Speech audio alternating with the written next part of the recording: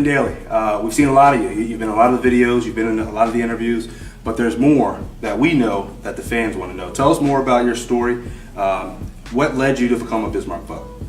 Okay, so to go back to the very beginning, I'm from Moore Park, California, about an hour north of LAX, to give you perspective.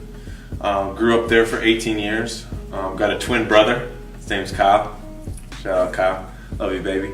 And then I got an older sister as well. Went to Moore Park High School, and then during Moore Park High School, my senior year, took an official visit to the University of Oregon on a football, kind of look. That didn't work out, and then I ended up having to go to Ventura Junior College for 2 years, where I received my AA, and then I transferred to the University of Hawaii, Go Bows, and then I spent 3 years there. Played for Norm Chow, 2012 and 13, and then after my 2013 season, entered the draft so for 2014. So I was a undrafted free agent signee with the Atlanta Falcons, and then spent preseason with them. Unfortunately, got cut, and then ended up the next year going to the LA Kiss in 2015. Arena football team out of LA, and then 2016 I was supposed to go to Australia, but right before I was supposed to go in 2016, the whole league got postponed. So then I found myself kind of out of a job, and then I went back to my community college in Ventura and started coaching. And then 2017 I got a call in February while I was at a gas station filling up some gas in the evening. Just got done running, and then it was the Bismarck Bucks, and I said, wait, you guys want to bring me over just off my tape from 2013 with no tryout? I go, great, send over the contract. Let's do this. So we were able to fast forward things a little bit through the process. Yeah. Coach and I saw you on film, and it was kind of obvious that you're the kind of player that we wanted. But there's a whole lot of things that happened before you got that phone call. Okay. In terms of us learning about you. We know you're competitive. We know you're an elite level athlete.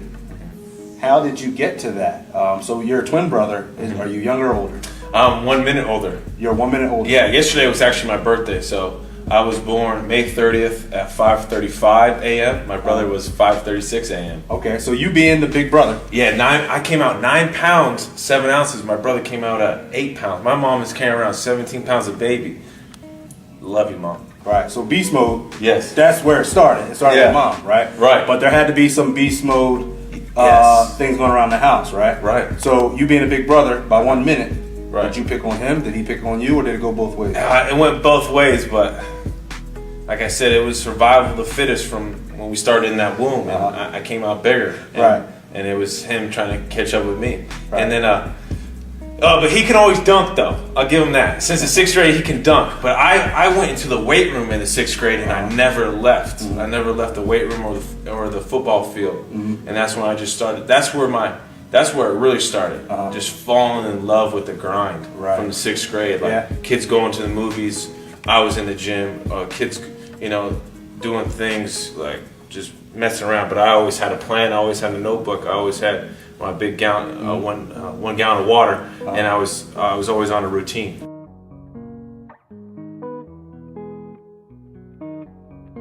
So as a player, you seem to be detail oriented. You know what the offensive lineman was doing. You know what you need to do next. How does that come about? How do you stay on top of those kinds of things? Well, it all starts on Monday, right after we kind of look over the last week's game, and then kind of put everything to rest that was in that game, the good and the bad. Okay, so here's the good. How was that good?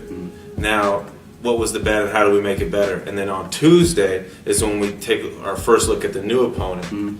And now I'm in my notebook, I'm taking down notes on who this guy is, what he's like in a run fashion, in a pass fashion.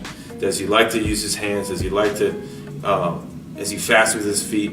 And I'm taking notes and notes and notes from Tuesday, Wednesday, Thursday. So when game time comes on Saturday, I already know this guy. I know this guy better than he knows himself, right? He walks around maybe saying, I'm great in the fourth quarter, but I have information that tells me otherwise, right? and there's a saying in sports: film don't lie, right? Yeah. So that's your DNA. right. So it doesn't really matter what he's thinking or not. You've already studied him. You know what he's going to do before he does it. Right. That gives you the competitive edge. Yeah. You also like to have fun out there on the Yeah. field. So there's no doubt that you compete at a high level. But tell me more about the fun times in football. Where does the personality? Sometimes you're animated. Sometimes you're loud and vocal. Sometimes you're just zeroed in and focused on getting the job done. Where does your personality come from? Yeah, I appreciate that you notice that, because there's some days where I'm animated and I'm lively, and it's it's infectious. But there's other days too where I'm just really zeroed in on a certain thing, and I can't get to that animated self unless I build that foundation of zeroing in, tapping in, and then I could pulse out. Gotcha. Right. That fun comes from just completely, like, to have your best game. You have to.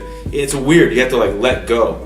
Right. You can't have, like, any mind. You have to be unconscious and competent. So all week I'm thinking about how to beat the guy in front of me. I'm thinking about how do I rush him from the left, from the right, straight down the middle, and I'm very analytical in that sense. And then once I get enough reps of it, then when game time comes, now I'm free. Now I'm having fun. Now I'm trying to celebrate with my teammates. Like last game, I got a sack against Salina, or a big hit, and then Jarrell Miller comes over and he decks me again, like right after play. On the celebration. And that was probably the hardest hit I took, but that's one of the best memories, right? Or I had another sack later in the fourth quarter, and I was getting him, and he almost left me, and then big Tyrone Ezell, my nose tackle, jumps in on the pile, and I looked at him right when we got done, because it was a fourth down, and I looked at Tyrone, and I gave him a high, we shared a hug around the field, and that's one of the coolest moments right there, is putting in all that work, letting go, and then having it work out right there, and then doing it with one of your teammates that you've been with for 4 months right there, joining in on that sack. It's a lot of fun. Yeah, so you mentioned feeling free, right? When it's time to play. That comes from preparation. Knowing what needs to be done, knowing the scheme. So that boosts your level of confidence, right? So that free that you're talking about, that's just simply being comfortable, right? Because you know your job, you know what you're supposed to do, and it just so happens that you have some teammates that are on the same page with you, and you celebrate together. Is it accurate to say that you build that confidence throughout the week just through your process of preparation? Yeah, that's accurate. So in my mindset, I know that that person in front of me can do 1, 2, or 3 things. Now I narrow it down. Now I know what can come at me, because on defense we don't have the luxury of knowing the play, or else it'd be very easy. So we always have to deduce as to, can it be this, can it be that? Will the person do this to me, do that to me? So we're always thinking, okay, they're in this situation now. They can only do 1 or 2 things. Now, once you understand that they can only do X or Y, now it's more free. But to get to that point of either being 1 or 2, you have to prepare all week. Right. Yeah. So a lot of these things you weren't born with the knowledge of how to be a great football player. No. So how did it develop? You talked a little bit about high school, junior college. What things contributed on the field? What kind of development did you get through college and into the professional level that have helped you come to this point where you know how to study, you know how you need to prepare for a game? What's really great about sports is that the hierarchy is very black and white, right? There's the top, the bottom, of football, and your good coaches too. They're at the top and they pass down that information, right? So I've had a lot of good coaches that have actually taken their theories and applied them to now their cold hard facts, right? Because it's easy to have all the theory in the world, but I was blessed to have great coaches that knew the cold hard facts, and like guys like Coach Tony Tuioti, who was my linebacker coach at the University of Hawaii. He spent 2 years with me coached me up, and then went over to the Cleveland Browns, and then went over to the University of Michigan. Now he's at the University of Cal. So that being with him and having his attention to detail was great, and it's passed down to me. So, to answer your question, it was just coming from great coaches giving it to me. So Brenden, you've been around different parts of the country, from Georgia to California to Hawaii, up here in North Dakota. Tell me about some of the things that are the most memorable moments that you've experienced, and some things you'll remember forever. One of my greatest memories here is just sharing the game with my parents.